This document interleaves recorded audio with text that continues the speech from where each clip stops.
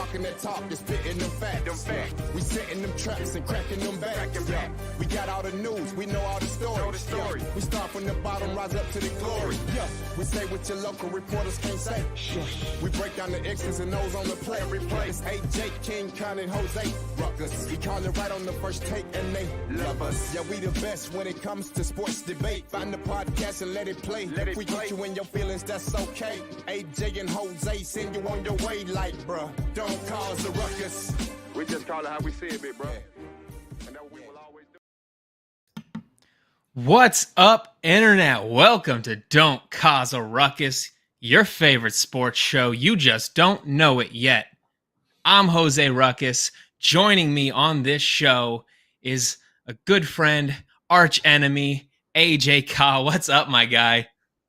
What's up, Jose? And what is up, family? Yeah, you heard me right. How's everybody doing in the FCSE stratosphere?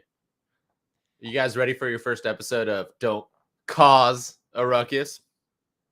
If you're not aware of what this show is, this is a sports debate show, but we don't limit it to just sports. Okay, this isn't like First Take. Okay, we're doing all kinds of stuff on the show. We're gonna be talking comic books. We're gonna be talking pro wrestling. We're gonna be talking fan-controlled sports the most. You know what it is. AJ, it's our first week on the show, and it just happens to be the very first week of the NBA season. So what better place to start it off than right here? Let's break down both conferences. Eastern Conference, Western Conference, and the Eastern Finals. Give me somebody that's going to be better than we expect them to be. Give me a team that's going to be worse than we expect them to be. What do you think? Okay, Eastern Conference, I'm going to go with the obvious for me. The Atlanta Hawks are going to be better than everybody thinks they are. I know you've got that face on you. You're going, oh, the Atlanta Hawks. Okay, AJ, Atlanta. But Homer genuinely believe it that look at Trae Young and look at what they did in the offseason. They brought somebody on that can actually help them out. It's a scorer, and it's going to be great. Who's going to be worse in the Eastern Conference? I'm going to say it. The Celtics. They had an amazing season last year, but I definitely think that they aren't going to do nearly as well. I think the fact that their coach has been suspended is going to play a massive effect that people aren't expecting to. I'm not going to try to butcher his name because it's very difficult.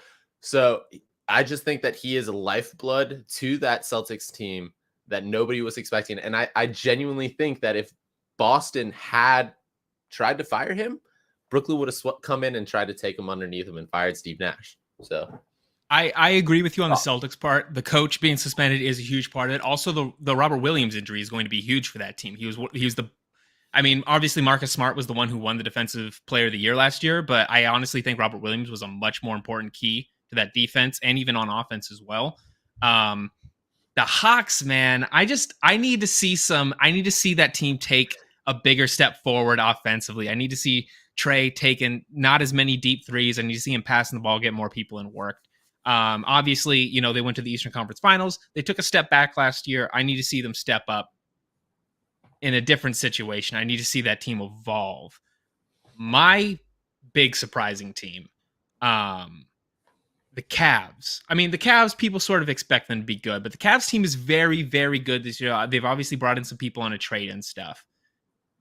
But I think the real big surprise, the Miami Heat were in the Eastern Conference Finals last year. They're going to be fighting for an 8th seed this year. That team made absolutely no transactions during the offseason.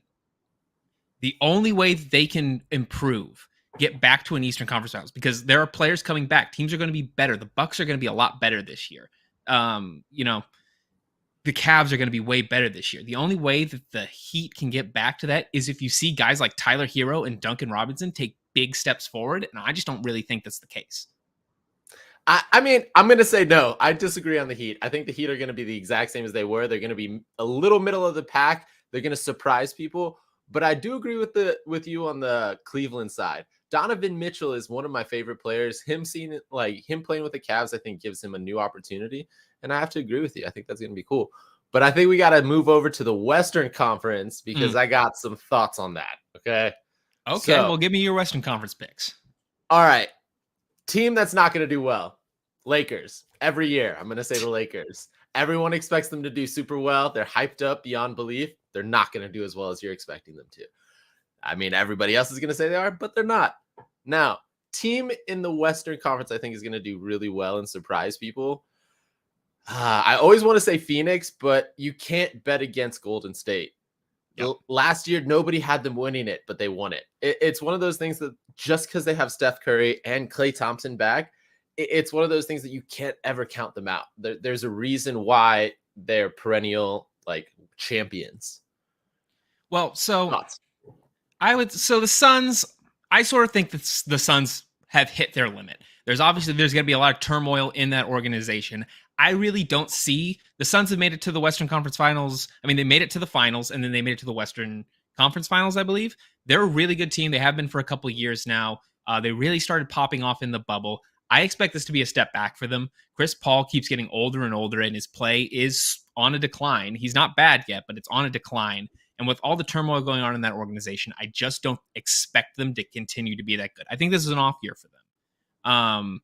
Another team that I think is going to be an off year, I don't know if the Grizzlies are actually ready to be that team yet.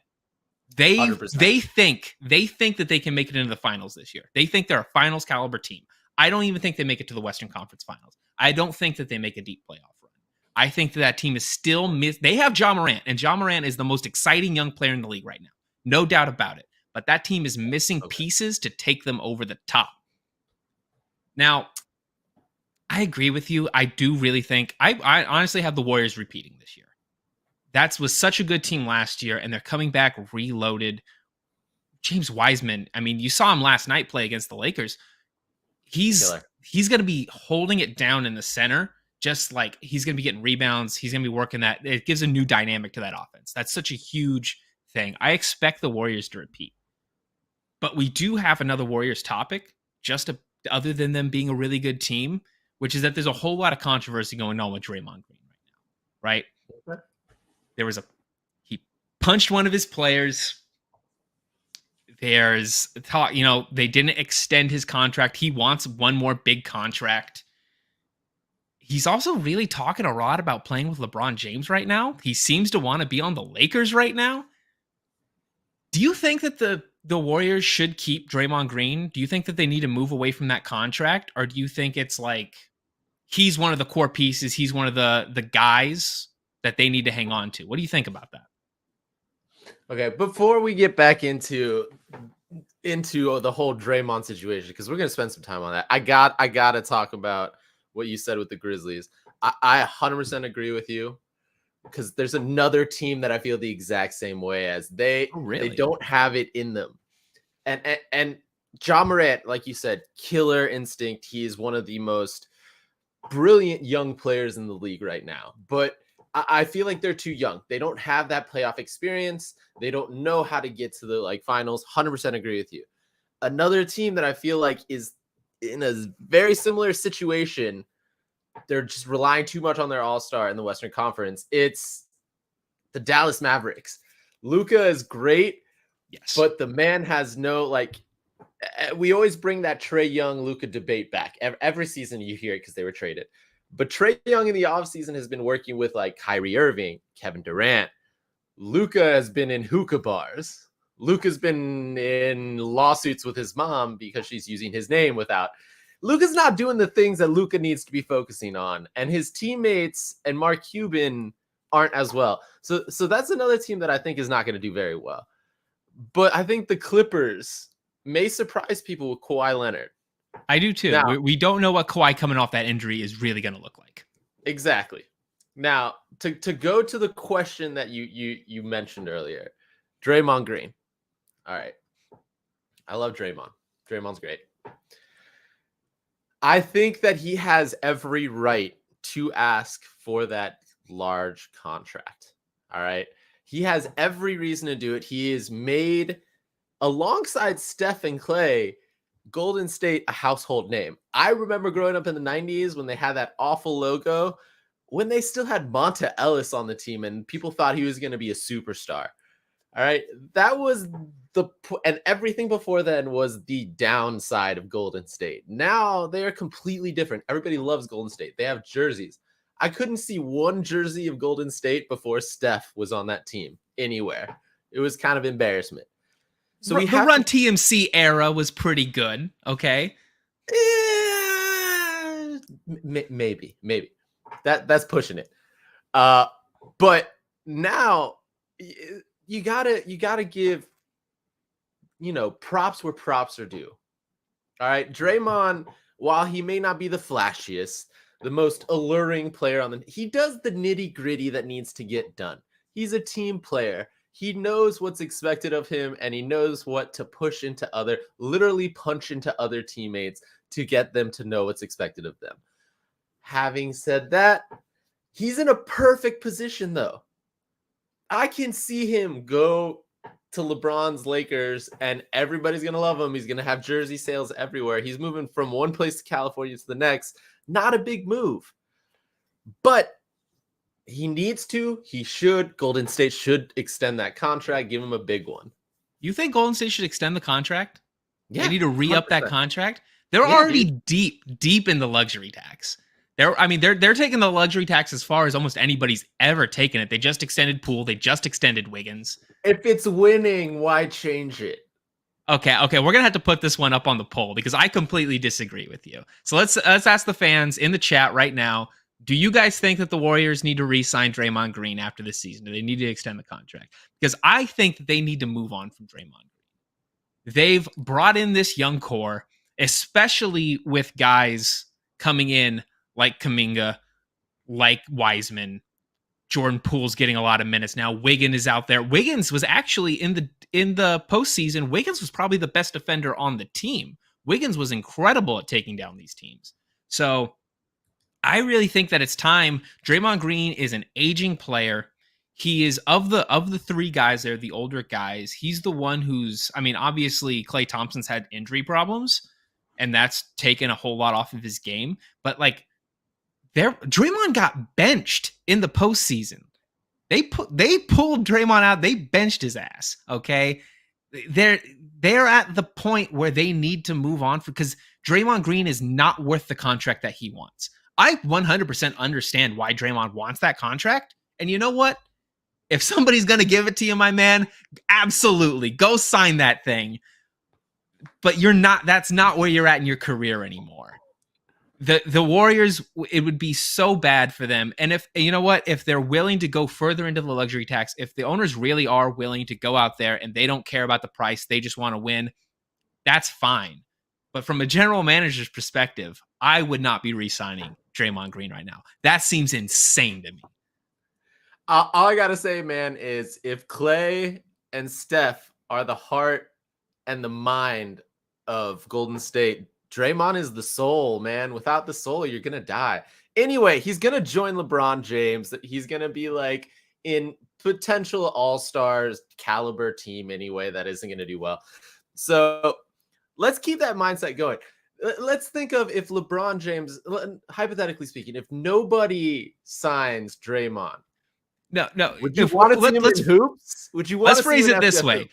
Sohrab Faroudi, he backs up the Brinks truck. We're going all out to bring Draymond Green into fan-controlled hoops, okay? We're in the bidding war. I think let's bring him in as an owner, not so much as a player. I think that's where he wants to be in this league. There are some other players that I'd really like to see. Fair. I'll tell you what, if we had to talk about it, guys who I'd really, really want to see get into fan-controlled hoops, former NBA players, my number one pick is Jeremy Lin. Jeremy Lin is one of my favorite players of all time. He's a guy who has now reached the point where he could still be playing basketball, but not at a high level. He is playing in other leagues and stuff. He gets around, he does stuff. He's playing in China. He's made some G League appearances and stuff. We should be paying out to get Jeremy Lin because one, he's a fantastic human being on top of being a pretty damn good basketball player. I think he's really, really good. So that's, if we're going to pay anybody the kind of money to get him in fan-controlled hoops, that's who it is for me. All right, fair. Now, all right, Jim, I'm going to ask you to do something. I know that you're probably going to be pissed off for me doing this, but if you could search right now for Joe Johnson online and just find his body, I'm going to try to send you a link actually and put it in the chat because I just found a picture of Joe Johnson, and this man is insane. He's like pushing 40 something. I don't know, but it's kind of nuts to see this. Okay, let me see if I can get this right. Come on, copy. Here it is. Private chat, paste. Let's see if this works. If you can get this up, Jim, I want the people to see it because this man is old, but he looks like he could kill anybody. Like, I'm sorry. I know T.O. was like the guy that did it in FCF this season. I think Joe Johnson is the T.O. of FC hoops if we can get it. I know I'm asking Jim a lot. I'm the worst. Here we go. Let's go. That's what I was looking for. Thank you, Jim. Look at that. Okay. That is the future T.O. of FCH right there. That man is 41 years old. That's crazy. I mean, yeah, I can see it, man. I mean, that's. I don't think I've ever seen apart from like the elite Sylvester Stallone's, Arnold Schwarzenegger's, a guy that ripped at 41. Like, oh my god. Not only that, man, you got to trust the ISO Joe. He was literally known in Atlanta for being a number one player. Mm-hmm. He led the team when we weren't good, and I don't know. I just think he'd be the best. Like I want to see Jamal Crawford. I remember Joe Johnson. Crawford would be a good one. I wouldn't mind that at all. But pick for me, it's gotta be Jeremy Lin. That guy still got basketball in him. Okay. And I mean, he has a ring, right? He won one with the Raptors, so he's legit. I forgot that he did. Yeah. He even got a couple playoff minutes. He did. Speaking of playoffs, I got another topic for you, okay? Because this was lit up Twitter the last couple of days because let's start off with the Dodgers. Okay, so the Dodgers won 111 games in the regular season and got bounced in their first season. They only won one postseason game. And there was another really good team in the regular season who ended up getting bounced after only winning one postseason game. Who was it? Braves. Oh, right. It's your Atlanta Braves. Yeah. It's sad. It is sad. People are mad at the playoff format right now. People are mad that the best teams seem to be getting eliminated very, very early on in the playoffs.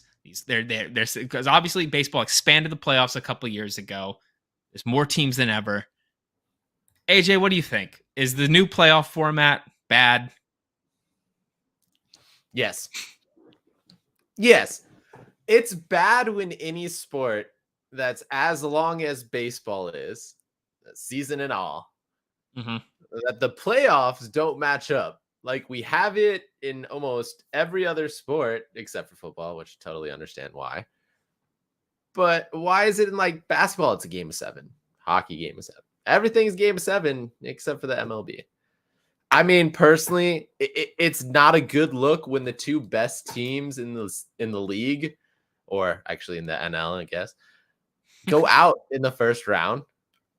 But everyone's going to be like, yeah, you're just a sore loser. I'm not a sore loser. Think of the ratings. Think of everything that the MLB needs money-wise.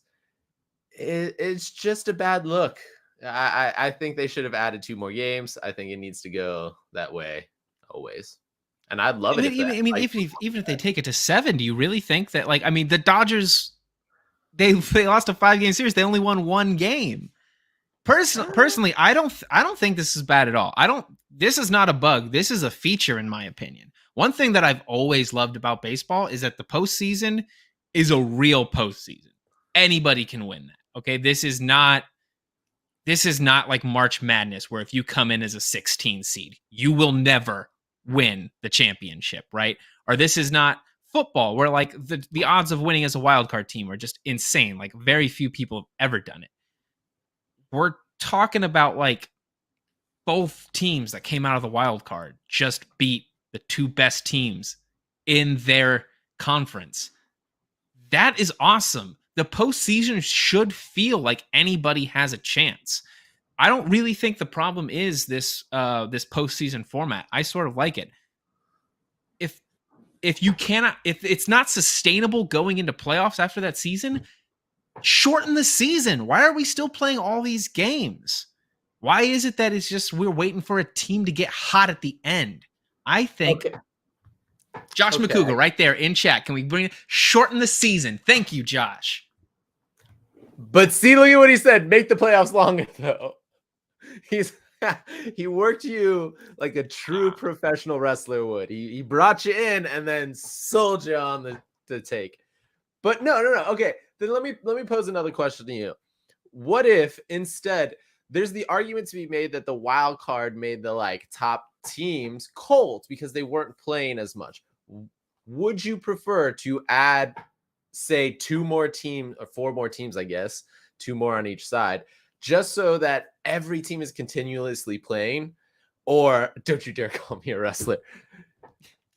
You're going to accept it one day, Josh. You're meant to be a pro wrestling fan.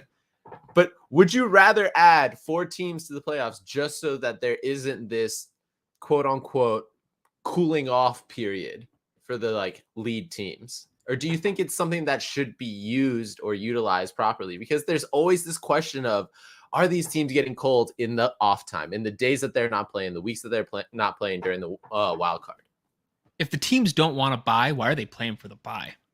Why did the Dodgers go out, win 111 games, the most in their franchise history, way more than anybody else? Why are they resting players at the end of the season? These teams do rest players towards the end of the season in games that don't matter so that they can come into the postseason fresh. Taking a week off from baseball because the wild card games are only a best of 3 series. If you cannot sit there for 4 or 5 days and then come out and play more baseball, what are we even talking about? I say get rid of the wild card. If you aren't good enough to make the playoffs, you're not in the playoffs. Get rid of the wild card. Here's what I'll tell you. This is what my fix is for the playoffs, because I do think there is a problem with the MLB playoffs that we can fix right now. We need to reseed the playoffs after every single round. One of the big problems last year was when my San Francisco Giants set the franchise record at 107 wins. Our first playoff season, our first playoff round was against the Dodgers, the second best team in baseball. We're playing in the divisional round. That's insane. Having the 2 best teams have to face off in a divisional round is ridiculous. Reseeding the playoffs, I think, is really the only thing that needs to be done. I think wildcard games are great. I think more teams need to make. I mean, if I don't like, you remember this back in the day, you had to win your division to make it into playoffs. That's insane. You could have the 2 best teams in the league in the same division, and one of them just want to make the playoffs. That's nuts. All right, I think it's time we put up a poll. Do we change the playoffs? But like, I think it's got to be 3 options. Keep the playoffs the way they are. Change the playoffs. Get rid of the wild card. I guess like change the playoffs and add 4 teams. Add 4 teams. Get rid of and then get rid of the wild card. Those are the 3 options. I want to see it. I want to see. Yeah, you like those options? I think they're good options. We're on the fly here. I like it. Me. Try to make the wording a little bit more complicated when you put it in there, Jim. Yeah, because I'm just gonna make it even more complicated as we go. All right. Okay. Let's talk about something else here, okay? Because obviously we're in the thick of the NFL season right now, all right? There's a lot of good football being played. There's a lot of bad football getting played. We'll talk about that later. But right now, a lot of bad. The New York teams are crushing it. The New York teams are arguably the best teams in the league outside of Philadelphia. Buffalo, we knew were going to be great, but everybody knew Buffalo was going to be great, right? But the Giants are 5-1 right now. The Jets are 4-2. Which is a bigger surprise to you? Bigger surprise, Jets. Who I think is going to be better and continue it? Giants, unfortunately. I just don't see the Jets continuing on. I think the Giants have more staying power for some strange reason, and that strange reason is Saquon Barkley. The man has been great. He's been dealing with a lot of injuries throughout his career. I think this is another breakout career for him. I wish I picked him up in fantasy earlier. I'm sure everybody's feeling the same way. But like he was on waiver wires in one of my leagues, which is shocking when the draft was over. So I just see the Giants having more potential to keep it going. Jets is just I can't explain it. I don't know how it's going. Zach Wilson or whoever is it Wilson? Right? It's Zach Wilson, but it was Joe Flacco for a couple weeks. Oh yeah, I know. I was gonna say Wilson coming over. Isn't the dude just obsessed with like moms? Like I think so, yeah. The head of the team and like the quarterback. I don't know. I was expecting there to be a lot more chaos. The fact that they're so together is shocking to me. I'd love to see it go, but I just don't see it continue. So I actually do. I think the Giants are good. Saquon's playing really well. I've always thought that while Daniel Jones was a very underdeveloped quarterback, bad decision maker, there was some raw talent there that somebody could possibly harness. And so I do think that the Giants continue to be good. I don't really know if they're going to make, a deep postseason run, especially coming out of the division they are. But for me, honestly, I think the Jets might be a bit more real. And for one reason. I think Saleh's a really good coach. Mm-hmm. Okay, I pay attention to the NFC West very closely because that's where my Seahawks play. I always thought that Saleh was a really overhyped defensive coordinator until there was that season where almost every single player on the 49ers defense got hurt. And they were still really, really good that year. Saleh's a really good coach. He's very intense. He gets players hyped up, and he knows how to design a good defense. The Jets are not playing super good offensive football, but as long as you have like a good defense and just a couple things there, the Jets running game seems pretty decent. There's some kind of talent there at the quarterback position. I don't know how much, but there's something there. I think the Jets really could. Again, they're playing in a really tough division right now. It's going to be hard to say if the Dolphins end up being really good. The Patriots all of a sudden seem really good. I kind of think that the Jets, especially like if you could take them out of that division and drop them in a different one, I think the Jets are the more real of these two teams. I can't see it. Besides them having a dude named Sauce on their team, I just don't see the Jets. I just don't get it. Like their run game, I feel like is going to fall short in a couple seasons. Wow. In a couple weeks. Honestly, I just don't see it continuing. I think they've gotten lucky. I think it's the coaching, exactly what you said, is what's putting them over the top. I think they're a middle of the pack team, but they're playing above where they should just because of the coach. I think like you said, I think there's more. I think there's just more talent on the New York Giants side, but they don't have the right staff around them. I guess that's what it comes down to me, is like I feel like they have the talent, they just don't have the coaching staff. If we could take the coach from the Jets, put him on the Giants, I'd be happy. I think that's the best. Can't New York just combine the two teams and be like, we gotta get rid of one. We don't we've been so bad at football for all these years. We don't deserve having two anymore. All right, we'll just put the best of both together. Jets are gone. They play in New Jersey. Giants. Send one team to New Jersey. Or actually make it like the New Jersey Jets, because that actually sounds good, Freddie Airmail, the Jumbo Jets. Perfect name. Combining the Giants and the Jets. Nailed it. Perfect. You bring up an interesting point, though, AJ, which is talking about the talent of the players versus the coaching staff. And I think that leads perfectly into our next topic.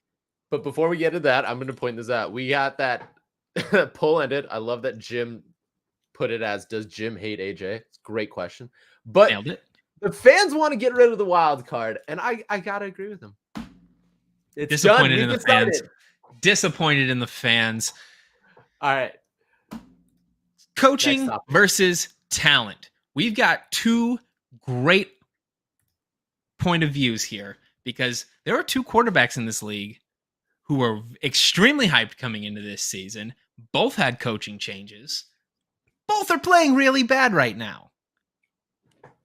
Russell Wilson, Tom Brady. Who's the biggest quarterback disappointment this season so far, AJ? I want to throw that up. Let's put that up. up to the fans, because I think you and I are going to be completely different. But who's been the bigger disappointment? Honestly, Russell Westbrook. I was expecting this out of Tom. Russell Wilson. Westbrook, Wilson. Russell Westbrook, a whole different kind of disappointment. Totally. But both Russells, bad disappointment. You're 100% right for getting me there.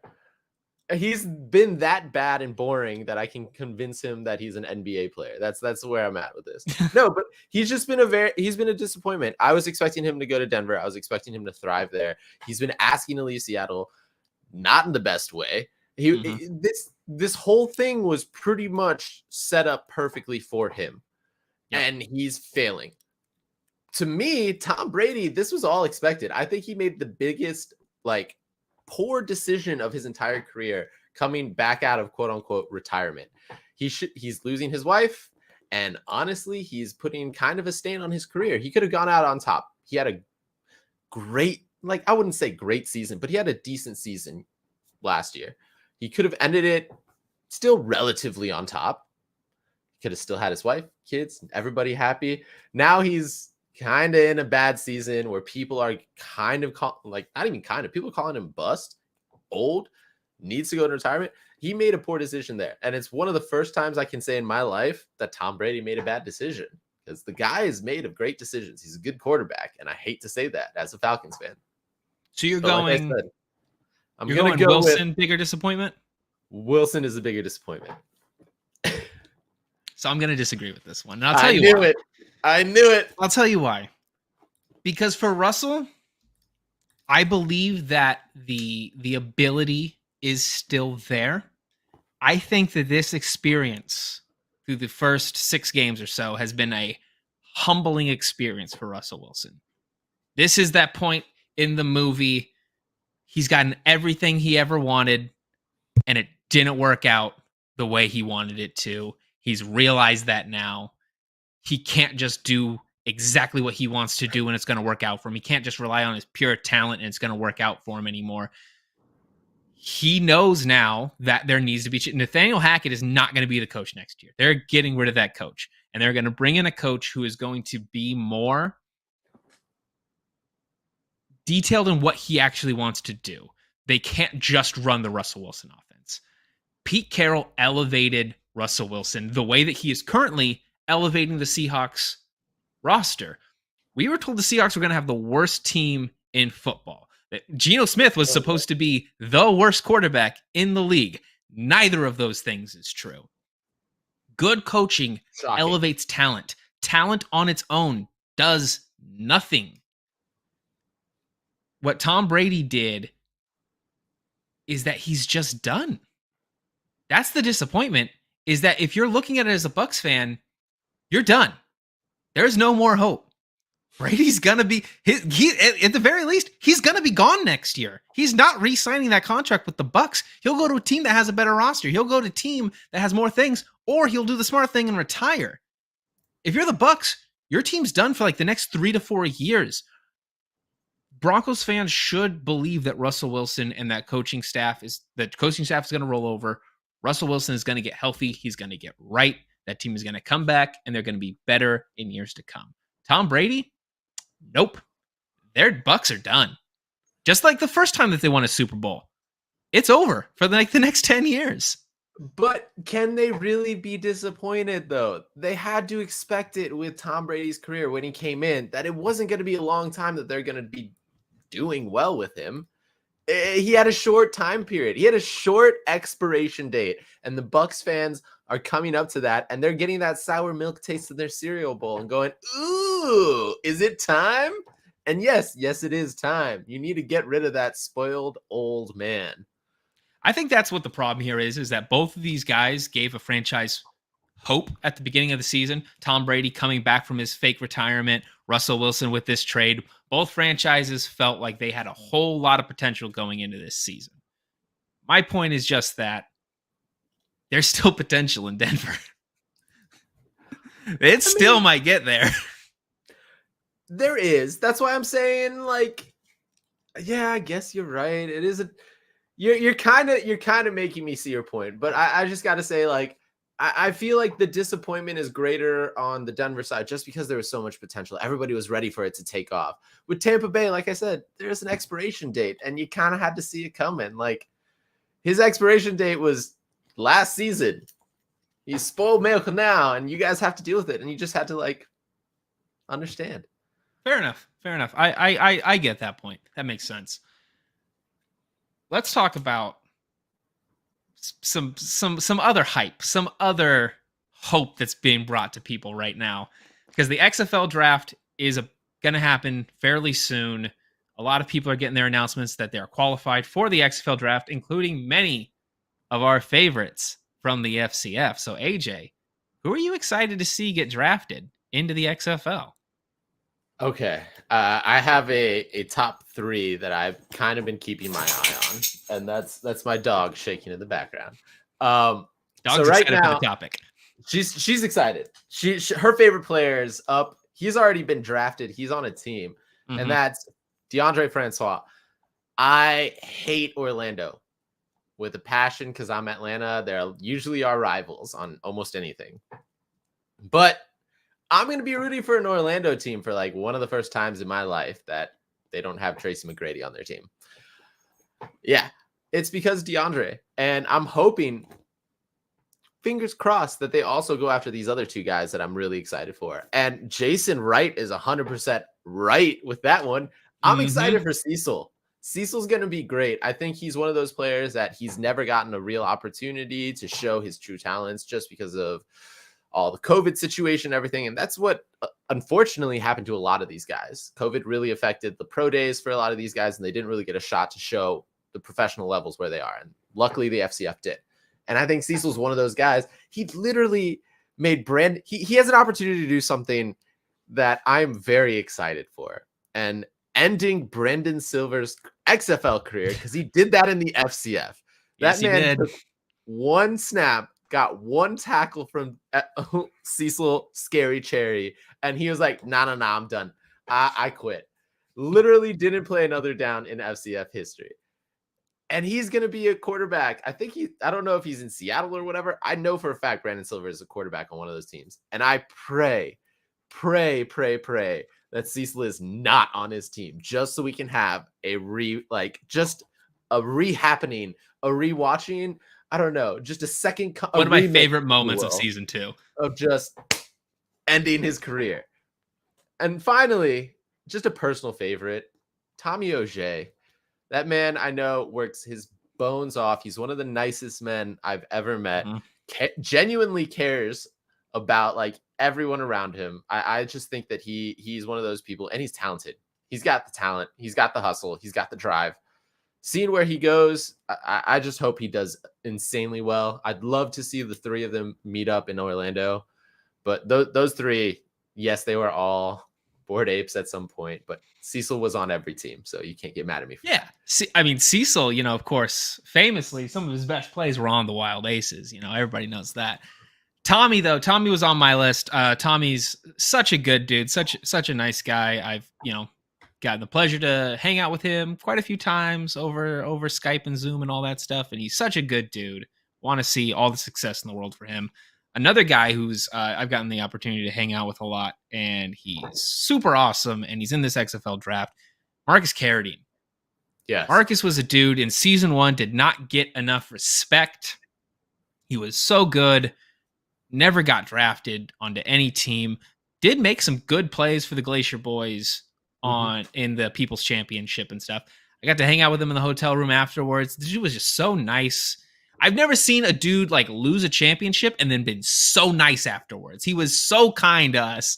I really appreciated him. He's a great guy. He's really talented. He broke out pretty good in season 2. So I want to see Marcus do really, really well in the XFL. I agree with that. Definitely. I think he's going to be a great, great addition to any team. And like you said, just a kind, genuine dude. And if you need a chiropractor, the dude's studying to be one, so he can break your back just the right way, where it feels just nice. Okay, I think that's going to wrap up the sports topics for the show. But we that do doesn't got a mean the couple. show's over. Show's not over. We promise. We're not limiting this to sports, okay? We got other topics that we want to talk about. We got 2 big DC topics to cover today. First off, news that really, really excited me. Matt Reeves, director of The Batman, is meeting with writers and creative people to develop spin-offs for that universe. We're going to get new shows. There's the Penguin show that's already in development, but they're pitching new characters, all sorts of stuff. AJ, are there any Batman characters that you want to see adapted into that world, get their own shows, their own movies? Okay, so if we're talking villains, I would love to see a new Mr. Freeze. Just because I love Arnold, but that was one of the goofiest Batmans ever. I would love to see like a serious take on a Mr. Freeze character. Then there's always like, I would love to see Calendar Man. Like he's just such a weird random dude. Like just a side like Easter egg in the corner or something. Like it'd be funny just to see him. But if we're talking about any Batman character, I would love to see like a legitimate Nightwing like show, like one where it's just like Robin. I know it's too soon because this is like very first year Batman, but like I'm a big fan of the Robin character. I know a lot of people are like, well, there's funny undertones to it. I'm like, nah, I just think it's like a cool way to add like a light at the end of a tunnel of a very, very dark tunnel. Like Batman sees a kid that he can take under his wing and help him not become him. I love that idea. I'd love to see like the growth from like Robin to his own character to potentially taking over the mantle. But I think that's a lot to ask DC. So I'm just going to fingers crossed for Mr. Freeze. Let's just keep it simple. Okay. So I also really like Robin, but I'm not a Dick Grayson fan. Okay. I like Tim Drake. Tim Drake is my favorite Robin. And if they're going to do that story, that's the one that I want to see. I want to see Tim Drake in there. But the one character who I'd really love to see get their own miniseries or TV show or whatever, Kite Man. Kite Man is the dude. Okay. If you're not, go read Tom King's run on Batman. The Kite Man in that, we can absolutely make a TV show about Charlie Brown, aka the Kite Man. Okay, Kite Man, hell yeah. I think there's licensing issues with Kite Man because of the name really? Charlie Brown. I think so. I think that's a reason why, like in like the Harley Quinn thing, he's just like always referred to as Kite Man. Like that, you don't really hear his like quote unquote like real alias anymore. I'm sure they'll change it up in the series too. It'd be like they would Charlie have to. Brian, Charlie Brian, Charlie Brian. Perfect name. You crushed it. Perfect name. Yep. Okay, we got one other DC to talk about, DC topic to cover, which is that early reviews are in for Black Adam. Not looking good. I believe the Rotten Tomatoes score right now is 52%, which is not the best thing in the world. Certified rotten, I believe. DC put a lot of stock into The Rock for their universe. Mm-hmm. They're really going all in on The Rock. And I mean, I don't know if it's paying off. Do you think the DC made the right move going all in on The Rock, letting him be the star of the DC universe now? Okay, let's put it up to a poll. Jim, can you help us out? Let's see if the fans think that it's a good idea for DC to let the whole DCEU fall in the hands of The Rock. Okay, I'm gonna be not negative Nancy, positive Paul, I guess is the opposite. I'm gonna say that this is actually a good thing. And I know a lot of people are gonna be like, AJ, you're so wrong. Like this guy has no idea what he's doing, like this, that, or the other. You're right. He probably doesn't. This man probably didn't sit at home reading comic books while he was, bench pressing in the gym to obviously get that amazing physique. You got to stay in the gym for like 18 hours a day and eat we've seen him eat monstrous amounts of food. He's not cracking a Black Adam in between that. I get that. But what he did do is he listened to the fans. And that's something that The Rock kind of is known for. Literally the people's champion. I mean, we kind of named our championship somewhat after him. I don't know if you fans or Josh knew that, but yeah. So he's listening to the fans, and that's something that I think is key, especially with comic books. He brought back Henry Cavill to be Superman in like some way, shape, or form in this Black Adam. It's been like leaked. People have talked about it. Spoilers, guys, don't get mad at me. But something's happening that we know. That Half of them aren't going to see Black Adam. Nobody's excited for Black Adam. That's true. Nobody's really excited for it. But I think it's a good thing. He's listening to the fans. It's the closest thing we're getting to fan control movies. So if he can continue that, and like a lot of the fans loved the Zack Snyder version of the Justice League over what we actually got with like the Joss Whedon version. Mm-hmm. So if we can keep that kind of mentality where the fans get a bigger say, I'm always for that. And I think it'd be great. I know he's a part of the XFL, but like, hey, if the people's champion is for the fans, like, hey, I'd love to see him get involved with us in some way. But fan controlling things, listening to the fans, listening to like the greater good, always good. Look, here comes the negativity. Here it is. The Rock is not a movie star. He's not. He's a star. Don't get me wrong. I'm not saying the guy's not huge, famous. He's one of the most popular actors in the world. Hobbs and Shaw, Fast and Furious. I mean, no. You see, so the movies that he's the star in suck. The movie that he's a character in are good. You look at the Fast and the Furious movies where he's a cameo in them. Those are great. Fast 5, one of the best ones. You look at Hobbs and Shaw. That movie sucks. You look at Skyscraper. I love Hobbs and Shaw. That movie sucks. Skyscraper was bad. The Rock has one good movie, okay, where he's the star of the movie. It's the one with Sean William Scott where they get lost in the jungle. Can't think of the name right now. Is it Walking Tall? No, Walking Tall sucks. Hey, man, I was a fan of Jumanji, and Moana's not bad. Jumanji ensemble piece. I'll give you that one. I think Jumanji was pretty good. Moana, he's like the side character. He's not like, I mean. Okay. I have one for you, and I know you haven't watched this. But there's a HBO, I think, series called Ballers, and it's like Entourage. If you I watched the first season of Ballers. Okay. I watched the first season. It was okay. It was fine. Okay, so you haven't gotten to the crux. You've just said he's not a good actor. Okay. He is not he's not the person that you anchor a project on. Because when it comes down to it, The Rock does not commit to the project. He commits to what projects he does is an expansion of the brand that is The Rock. Everything is to benefit The Rock. The Rock is a superhero now. He gets to talk about being a superhero. He gets to talk about how he's in charge of the DCEU because now that's a Rock brand. You bring him into fan control football, it's his football league. The way the XFL is his football league. It's all about The Rock. The Rock is at his best when he's in the movie with other people, bringing up other people, the way a really good wrestler does. A really good wrestler does not focus on themselves. They don't get their shit in. They sell for the other person. The best thing The Rock ever did was help make a megastar out of Steve Austin. That's what he needs to be doing. You put him in a Justice League movie and let him be Black Adam in a Justice League movie. Awesome. Let him be the villain in the Shazam movie. That'd be great. We don't need a Black Adam movie. We don't need the hierarchy of the DCEU to change. All I can hear is like you going, and that's the bottom line because Jose said so.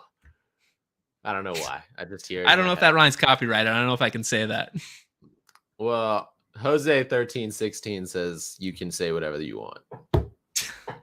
Josh is listening to this and he's like, I have no idea what these guys are talking about. Not a clue what that means. Over his head.